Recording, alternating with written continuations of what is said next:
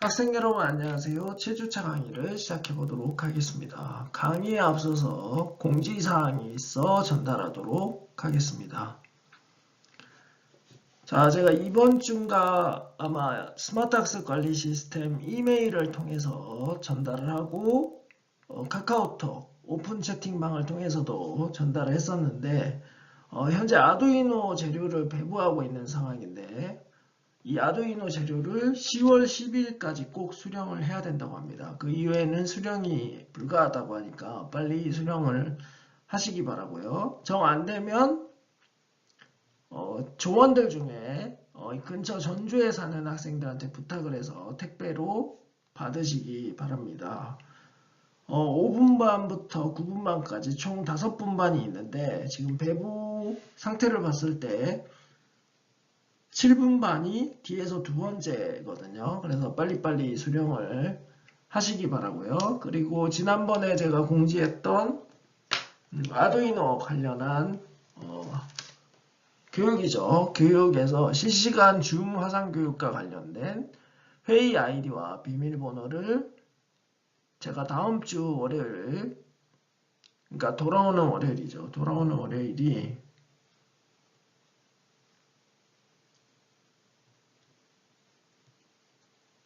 잠시만요. 10월 12일이네요. 12일에 제가 스마트 학습 관리 시스템 공지사항에 올리도록 할 테니까 참고해서 꼭 실시간 화상 강의를 다 들으시기 바랍니다.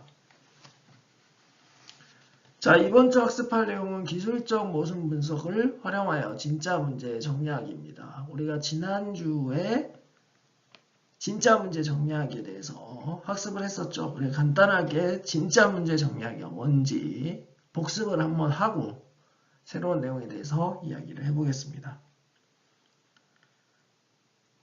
자, 진짜 문제 정의는 정보를 수집하고 분석해서 근본 원인을 내포하고 있는 문제를 찾아내는 거라고 했습니다. 그러니까 표면적으로 잘 드러나는 그런 인식된 문제가 아니고 문제의 근본 원인을 내포하고 있는 문제를 진짜 문제 정의라고 했습니다. 진짜 문제 정의를 해야 되는 중요한 이유가 문제의 근본을 찾아서 해결하지 않으면 그건 숙박 겉핥기식으로 단기간에 그 상황을 모면하는 정도밖에 되지 않기 때문에 내포된 문제가 계속적으로 다른 문제를 일으킬 수 있기 때문에 진짜 문제 정의가 중요하다고 했었습니다. 그리고 진짜 문제 정의의 프로세스는 넓은 의미로 진짜 문제 정의를 하고 문제 점검을 하는 걸 포함을 한다고 했습니다. 그래서 진짜 문제 정의를 하고 문제 점검에서 이게 진짜 활용할 수 있는지 실제로 가능성이 있는지 해결할 가치가 있는지 이미 존재하는 해결책이 있는지 등을 검토를 해야 된다고 했었죠. 그 중에서도 가장 중요한 게 이 문제 해결을 위해 필요한 자원이 확보되어 있는지 그리고 시간이 적절한지 이런 것들을 다 포함해서 점검을 해야 된다고 했습니다. 그러니까 프로젝트가 주어진 기간이 있는데 그거를 넘어서는 범위로 진짜 문제를 정의해서는 안 된다는 얘기죠. 그리고 나서 우리가 지난주 뒷부분에서 몇 가지 기법들을 활용해서 진짜 문제 정의하는 방법을 했었죠. 5Whys 기법을 활용한 진짜 문제 정의 그리고 파레토 도표를 활용한 진짜 문제 정의 마지막이 생선뼈 기법이었나요? 원인과 결과 도표를 그 생선뼈 도표라고 칭하는 그거를 활용해서 진짜 문제를 정의하는 방법에 대해서 학습을 했었습니다. 이번 주는 거기에 이어서 기술적 모순 분석을 통해서 진짜 문제를 정의하는 방법에 대해서 한번 얘기를 해보겠습니다. 자, 모순이란 뭘까요? 모순 되게 많이 들어보셨죠? 모순은 정의가 동시에 만족시켜야 하는 상반되는 요구가 있는 상황, 즉 서로 공존할 수 없는 특성이나 값들 간의 충돌 사항이라고 할 수 있겠습니다. 그래서 한자로 하면 창모자의 방패순, 창과 방패는 서로 상반되는 거죠. 그래서 창은 모든 방패를 뚫는 창, 방패는 모든 창을 막는 방패, 이렇게 돼서 서로 상반되는 사항이라는 얘기죠. 그래서 이것을 동시에 만족시키면 좋은데 일반적으로 모순에 직면하면 대부분의 사람들은 회피하거나 절충안을 찾아서 적당히 해결하려는 심리를 가지고 있습니다. 그래서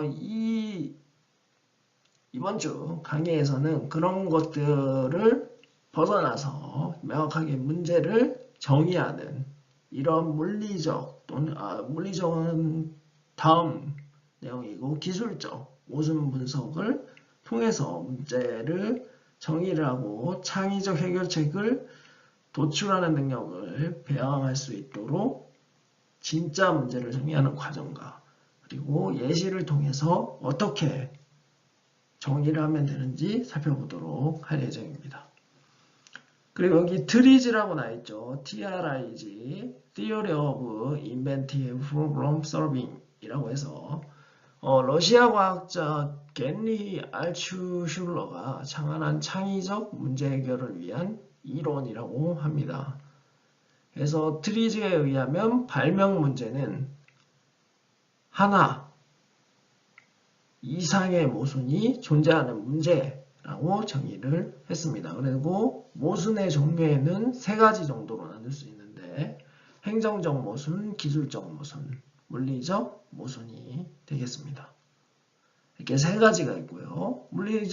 행정적 모순은 문제의 현상은 있지만 구체적인 해결 방안을 모르는 상태. 그리고 기술적 모순은 어떤 기술 시스템에 서로 다른 두 특성이 충돌하는 상태. 물리적 모순은 어떤 기술 시스템의 한 특성이 지닌 값들이 서로 충돌하는 상태를 의미하는 것입니다.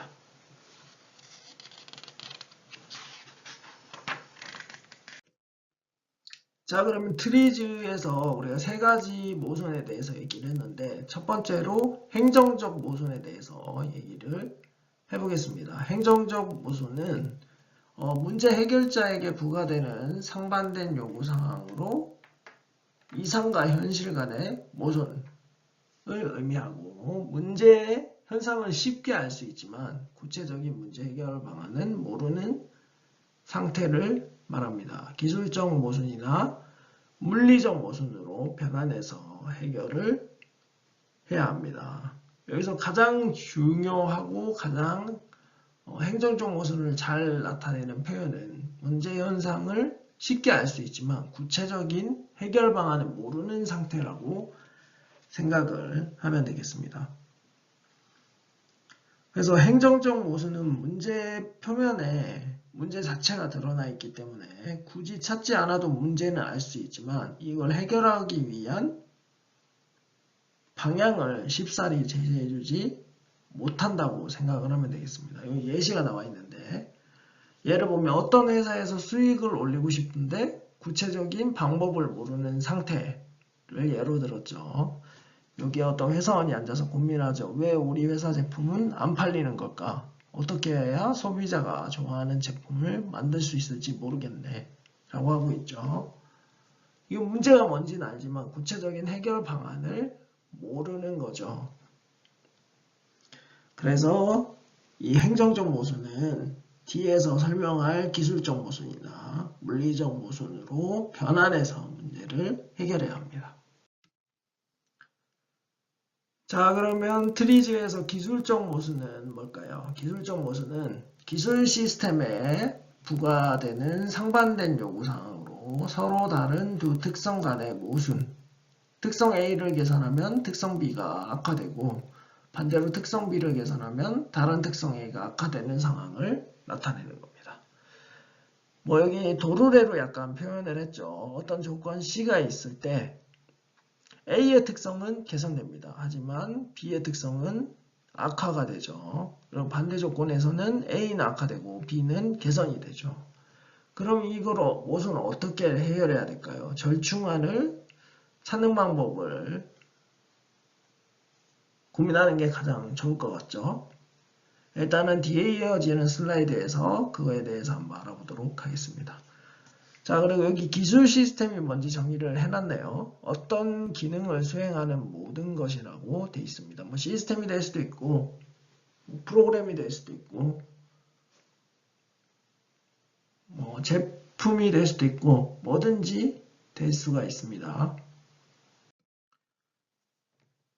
자, 그래서 기술적 모순 사례.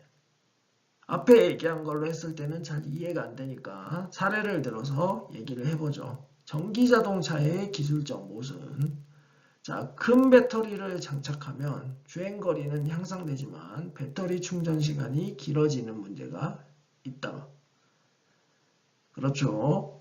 전기자동차의 가장 큰 문제가 충전하는 곳이 많지 않아서 가능하면 큰 배터리를 장착해서 충전을 하는 게 좋죠. 그러면 주행거리가 늘어나고 자주자주 존재하지 않는 충전소 대신에 좀 마음을 여유롭게 가지고 충전할 수 있는 장점이 있죠. 다만 단점은 배터리를 충전하는데 시간이 오래 걸린다는 게 단점이죠. 그리고 반대로 작은 배터리를 사용하면 배터리 충전 시간이 짧아지지만 주행거리가 감소해서 움직일 수 있는 거리가 제한적이 될 수가 있죠. 그래서 그걸 그림으로 이렇게 표시를 했죠. 큰 배터리를 장착하면 주행거리는 개선되고 충전시간은 악화되고 작은 배터리를 사용하면 주행거리는 악화되고 충전시간은 향상되는 걸 확인할 수가 있습니다. 그 외에도 기술적 모순 사례를 보면 사례 1은 뭐 포상 상자를 두껍게 만들면 강도가 향상되어 내용물을 안전하게 보호할 수 있지만 무게가 무거워져서 운송비가 많이 든다. 그래서 개선되는 특성은 강도, 안정성이죠. 두껍게 만들었을 때. 근데 악화되는 상황은 무게, 운송비죠. 그 외에도 냉장고 문 가스킷, 즉 고무 패킹에 자석세기가 너무 강하면 밀폐가 잘 되지만 문을 열기 어렵다.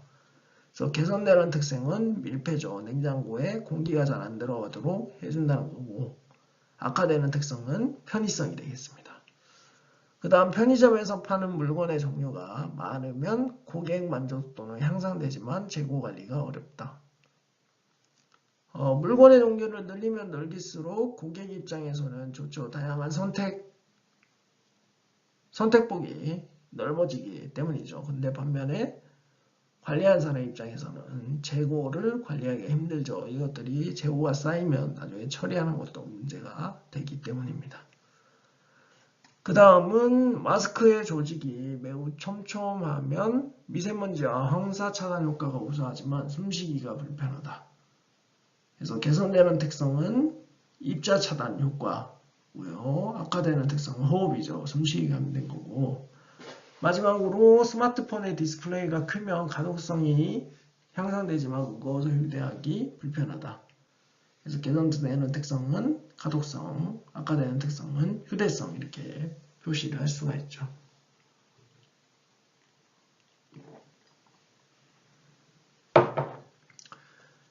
자, 그래서 기술적 모순 사례는 그렇게 어려운 내용이 아니죠. 다들 이해하실 수 있을 거라고 생각을 합니다. 자, 그래서 기술적 모순 분석을 활용한 진짜 문제 정리 방법에 대해서 알아보죠. 단계는 총 4가지 단계로 이루어져 있는데 첫 번째가 문제 관련 정보 수집하기. 모순의 근본 원인을 찾아내기 위한 기초 자료를 활용하기 위해 문제와 관련된 정보들을 수집해서 분석함. 이게 첫 번째 단계고요. 그리고 두 번째 단계는 기술적 모순 분석하기입니다. 문제의 핵심 영역에서 기술적 모순을 찾아 기술적 모순의 핵심만 정의하는 건데 정의하는 방식은 대충 이렇게 한다고 예시가 나와 있고요. 책에 보면 여기 기술적 모순에서 조건, 그리고 장점, 단점이 있죠. 그리고 구분은 TC1, TC2 이렇게 나눠서 합니다. 그래서 조건 씌일 때는 개선되는 특성 A가 있고 단점은 악화되는 특성 B가 있죠. 반대 조건의 경우에는 개선되는 특성 B가 있고 악화되는 특성 A가 있죠. A, B가 서로 상반되죠. 조건에 따라서. 그래서 아까 앞에서 봤던 전기자동차를 예시로 기술적 모순 분석을 하면 TC1, 즉 큰 배터리를 장착하면 장점은 주행거리가 개선이 되죠. 반면에 단점은 충전시간이 길어진다는 거고요. TC2 같은 경우는 작은 배터리를 장착할 경우를 얘기하고 장점은 충전시간이 늘어나는 거. 줄어드는 거죠. 줄어드는 거고 단점은 주행거리가 짧아진다는 문제입니다. 그래서 이런 식으로 기술적 모순을 분석을 하고요. 그리고 첫 번째 단계는 아까도 말했듯이 모순의 근본 원인을 찾아내기 위한 자료들을 수집하는 거라고 생각을 하면 되겠습니다. 이런 이제 배터리를 큰 걸 장착하면 주행거리가 나빠진다든지 이런 주행거리가 나빠지는 게 아니죠. 큰 배터리를 장착하면 주행거리가 늘어나고 충전시간이 늘어난다든지 이런 것들에 대한 정보를 하는 게 1단계고 2단계는 그 중에서 핵심 영역에서 기술적 모순을 찾아 정리하는 겁니다. 그리고 기술적 모순을 이제 선택해야죠. 아까 두 가지가 있었는데 TC1을 할 거냐 TC2를 할 거냐 선택을 해야 됩니다. 그래서 중요도를 고려해서 기술적 모순을 선택하고 선택한 기술적 모순과 그 이유를 함께 기록을 하면 좋겠죠. 예시가 나와 있죠. 선택한 기술적 모순을 여기에 표시를 하고 선택한 이유에 대해서 이렇게 작성을 해줍니다. 자, 똑같이 전기자동차의 기술적 모순 선택에 대해서 얘기를 하자면 TC1을 선택을 했네요. 선택 이유는 전기자동차의 전체적인 성능 평가에서 한 번 충전 시 주행할 수 있는 거리가 가장 중요하다고 판단했기 때문이라고 하네요. 그래서 결국 TC1은 큰 배터리를 장착하는 경우가 되겠죠. 그래서 이런 4단계 진짜 문제 정리하기입니다. 자, 기술적 모순 분석을 하고 그 결과를 바탕으로 기술적 모순을 선택한 후에 선택한 모순에 따라 진짜 문제가 정의가 달라지게 됩니다. 앞에서 봤듯이 TC1을 선택하면 특성 A의 개선은 확보되지만 특성 B는 악화되죠. 그래서 특성 B를 개선하는 것이 진짜 문제가 됩니다. 그리고 반대로 TC2에 선택한 경우 특성 B는 개선되지만 특성 A가 악화가 되죠. 그래서 특성 A를 개선하는 것이 진짜 문제가 되게 됩니다. 그래서 이렇게 그림으로 정리를 하면 다음과 같죠. TC1, TC2일 때 TC1은 조건 C를 만족하지만 특성 B가 개선되는 기술 시스템을 개발하자. 그리고 TC2는 반대 조건 C를 만족하지만 특성 A가 개선되는 기술 시스템을 개발하자가 되죠. 그래서 전기자동차의 진짜 문제 정의는 충전시간 향상을 위해 큰 배터리를 장착하되 충전기간이 짧은 전기자동차를 개발하자가 진짜 문제 정의가 되겠죠. 여기서 말하는 충전 시간은 충전 기간을 얘기하는 거겠죠. 자주 충전 안 하고 가끔 충전하면 되게 만들도록 큰 배터리를 장착하되 충전 시간이 짧은 전기자동차를 개발하는 게 진짜 문제가 되겠습니다. 자, 그러면 기술적 모순 분석을 활용한 진짜 문제 정의 사례에 대해서 알아보도록 하겠습니다. 자, 첫 번째 장바구니입니다. 사례가 적혀 있죠. 장바구니가 크면 구매한 물품이 많을 때는 담기에는 편하지만 평소에 휴대하기가 불편하고, 반대로 장바구니가 작으면 평소에 휴대하기는 편하지만 구매한 물품이 많을 때는 다 담을 수 없다는 문제점이 있죠. 그래서 여기 사례를 바탕으로 기술적 모순 분석을 해보도록 하겠습니다. 그 전에 문제 관련 정보를 수집을 해보죠. 그러면 장바구니는 가볍고 작을수록 휴대하기가 좋다. 당연한 거고요. 그리고 많은 물건을 담으려면, 물품을 담으려면 장바구니는 크고 튼튼한 것이 좋다이죠. 이렇게 관련 정보를 수집을 했으면 기술적 모순을 분석해야겠죠. 구분을 TC1, TC2로 하고, TC1은 장바구니가 크면 이 되겠고요. 장점은 많은 물품을 수납을 할 수 있다. 단점은 휴대가 불편하다가 되죠. 장바구니가 크니까요. 반면에 TC2, 즉 장바구니가 작은 경우를 선택하면 휴대는 편리합니다. 그게 장점이지만 단점은 많은 물품을 수납하기가 어렵다는 문제가 있습니다. 자, 이렇게 기술적 모순 분석하기를 했고, 그 위에 기술적 모순 선택하기를 합니다. TC1을 선택을 했네요. 책에서는. 선택 이유는 구매한 물품이 많을 때 수납이 가능해야 된다고 하는 이유로 선택을 했네요. 이건 뭐 사람마다 중요도가 다를 수도 있죠. 자, 기술적 모순 선택하기 이후에 이걸 바탕으로 진짜 문제를 정의할 수가 있습니다. 자, 진짜 문제를 정의를 해보면 휴대의 편의성을 향상하기 위해 크지만 휴대하기 편리한 장바구니를 만들자라는 진짜 문제를 정의를 할 수가 있게 되죠. 그러면 이거를 바탕으로 우리가 문제를 해결을 해 나가면 되는 겁니다. 그래서 여기에 진짜 문제를 정의하고 해결한 예시가 나와 있습니다. 여기 접이식 장바구니라고 되어 있죠.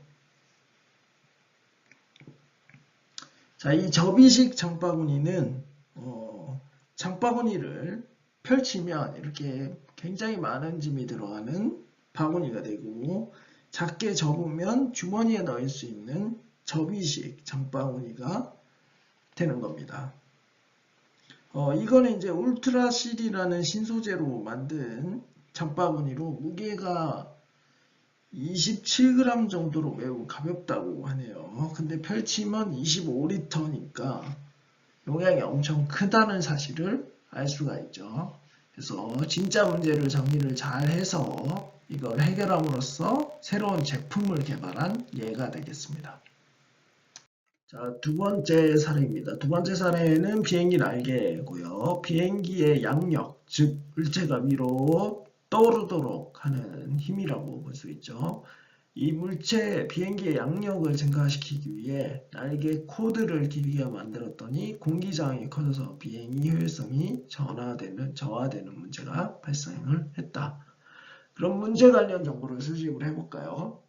양력을 증가시키려면 날개 코드, 즉 세로 길이가 길어야 된다는 거고요. 양력을 증가시키면 이착륙의 효율성이 높아진다. 그리고 공기저항을 줄이려면 날개 코드가 짧아야 된다. 이건 반대되는 거죠. 자, 그러면 비행기 날개에서 코드가 뭘까요? 저도 몰라서 좀 찾아봤는데 여기 비행기 날개가 있죠. 이 비행기 날개에서 코드는 이 세로 길이를 얘기하는 겁니다. 이 세로 길이를 얘기하는 거고요. 반면에 코드 말고 이걸 나타내는 수치가 있습니다. 그래서 이거보다는 지금 이게 더 중요하다고 판단을 하고 있는 거죠. 그래서 이 두 마리 토끼를 다 잡는 방법을 찾아야겠죠. 비행기의 양력을 증가시킬 수 있으면서도 비행의 효율성이 저하되는 문제를 예방하는 거죠. 자, 그래서 기술적 모순 분석하기를 수행합니다. TC1은 날개 코드 길이가 길면 있고요. 장점은 이착륙이 효율적이다. 단점은 비행이 비효율적이다 문제가 있습니다. 자, 그리고 TC2일 경우에는 날개 코드가 없으면 비행 효율적. 비행기에 비행이 효율적이라는 얘기군요.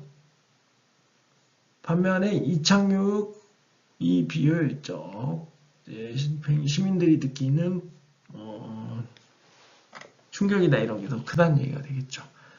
그래서 기술적 모순을 선택을 합니다. 기술적 모순을 선택을 했는데 TC1을 선택했죠. 선택 이유는 많은 비행기 사고가 이착륙 시에 발생하므로 이착륙의 중요성이 비행의 중요성보다 더 중요하다고 판단했다라고 되어 있습니다. 앞서 선택한 기술적 모순을 바탕으로 해서 진짜 문제를 정의를 해보겠습니다. 진짜 문제를 정의를 하면 비행 효율을 향상하기 위해 날개 코드가 길지만 비행 효율도 좋은 비행기를 개발하자라는 진짜 문제를 정의할 수 있게 되죠. 이 앞에 가로를 친 부분은 굳이 작성을 하지 않아도 생략을 해도 된다는 의미입니다. 그래서 이 진짜 문제를 정의로 해서 이 문제를 해결해서 제품이 개발된 예가 또 있습니다. 그게 바로 플랩이 적용된 비행기 날개가 되겠는데요. 이때 플랩은 비행기의 주 날개가 이렇게 있죠. 이 주 날개 뒤쪽에 장착되어 있는 날개로서 주 날개의 모양을 바꿔줄 수 있는 장치라고 생각을 하시면 되겠습니다. 그래서 플랩이 적용된 비행기 날개의 경우에는 이착륙 시에는 이 그림처럼 플랩이 이렇게 전개가 되게 됩니다. 그래서 날개 코드의 길이를 길게 하죠. 이렇게 길게 만들어줘서 양력을 높게 만들어줍니다. 그래서 이착륙 시의 안정성을 높여주는 효과를 보이고요. 그 외에 하늘로 날아오른 후에는 이 플랩이 접히게 되죠. 이렇게 쑥 이쪽으로 해서 접혀서 이게 지금 티가 안 나죠. 이렇게 접히게 되면 어떻게 되나요?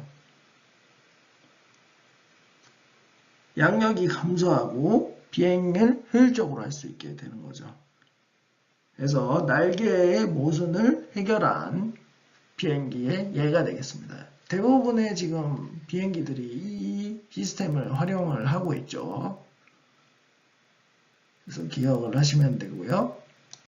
자, 다음 사례는 안전하네요. 자, 단단한 재질로 안전화를 만들면 발을 보호하기에는 좋지만 착용감이 나빠서 작업할 때 매우 불편하다. 문제 관련 정보를 수집을 했죠. 안전화는 충격으로부터 발을 보호하기 위해 착용한다. 안전화를 부드러운 재질로 만들면 착용감은 좋지만 발을 보호할 수 없다라고 되어 있죠. 이런 문제들이 있다는 것. 자, 다음으로 기술적 모순을 분석을 해보도록 합시다. 구분은 크게 두 가지였죠. 하나는 안정화가 단단하다면 안전화네요. 안전화가 부드러우면 이렇게 두 가지가 있었고 각각의 장점은 발을 안전하게 보호할 수 있다는 거, 그리고 좋은 착용감이 되겠고 단점은 나쁜 착용감과 발보 미흡이 있겠죠. 서로 상반된 특성을 가지고 있죠. 자, 기술적 모순 선택하기입니다. 기술적 모순 선택하기 위의 거 중에 타당한 이유로 자기 나름의 주장을 쓰시면 되겠습니다. 자, 기술적 모순 선택을 바탕으로 해서 진짜 문제를 정의를 했죠. 진짜 문제는 단단하지만 착용감이 좋은 안전화를 만들자였고, 이 진짜 문제 정의를 바탕으로 문제를 해결해서 여기 아래 보이는 제품과 같은 것들이 개발이 되었습니다. 지금 우리가 알고 있는 안전화는 원래 발목 위까지 올라오고 굉장히 투박하게 생겼죠. 거의 군화처럼 생겼었죠. 근데 요즘은 이렇게 발목까지 오는 형태로 제작이 많이 되고, 그 다음에 캐주얼화 같은 느낌도 많이 나죠. 이렇게 가죽 같은 느낌도 있고, 이렇게 천 같은 느낌도 있고요. 이 외에도 뭐 바닥 쪽에, 발바닥 쪽에 에어패드를 삽입해서 뭐 좀 편하게 만들어준다든지, 그 외에도 공기순환이 잘 되도록 이렇게 설계를 해서 쾌적한 환경을 제공하는 스마트는 아니죠. 그런 이제 편리한 안전화들이 많이 발명이 되었습니다. 자, 다음으로 사례 4번 시칼입니다. 시칼은 수분이 많은 채소를 시칼로 자를 때 채소 조각이 칼면에 달라붙어서 불편하다고 얘기를 했죠. 그래서 문제 관련 정보를 수집을 합니다. 채소를 자르는 부분은 시칼의 칼날이다. 채소가 달라붙는 부분은 시칼의 칼날이다. 시칼의 칼면은 칼날을 유지하는 역할을 한다. 라고 되어 있네요. 자, 그래서 기술적 모순 분석하기를 해보겠습니다. TC1, TC2 두 가지가 있었죠. 그리고 칼면이 있으면, 칼면이 없으면이었습니다. 그래서 장점은 칼날을 유지할 수 있고, 단점은 채소가 달라붙는 다는 거고요. 그리고 DC2의 경우는 채소가 달라붙지 않고 칼날 유지에 어려움이 있습니다. 그래서 이 둘 중에서 TC1을 선택했네요. TC1은 칼면이 없는 경우네요. 그래서 칼날을 유지하는 것이 매우 중요하다고 판단함이라고 작성을 하셨네요.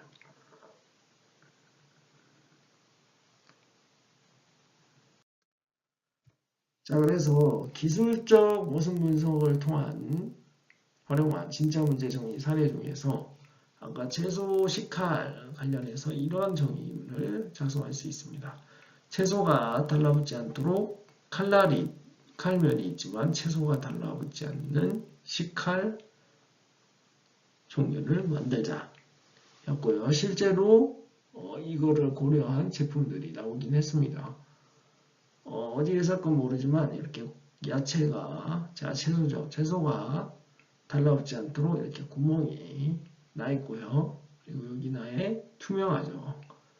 뼈대만 있는 칼날이 되겠습니다.